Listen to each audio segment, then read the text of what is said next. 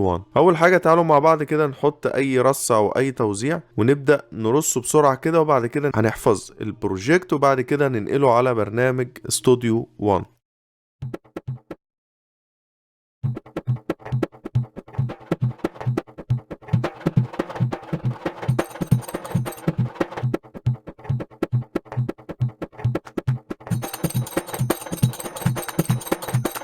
عشان تنقل البروجكت او الرصة التوزيعة بتاعتك اللي موجودة في البلاي ليست بالشكل اللي انت شايفه ده، او لو انت عامل بروجكت كبير وعايز تنقل كل حاجة بنفس الرصة بنفس الطريقة، اول حاجة تعمل كنترول A سيلكت اول عشان يحدد لك كل اللي موجود في البلاي ليست. هتدوس على كنترول وحرف ال A هيعمل تحديد للكل.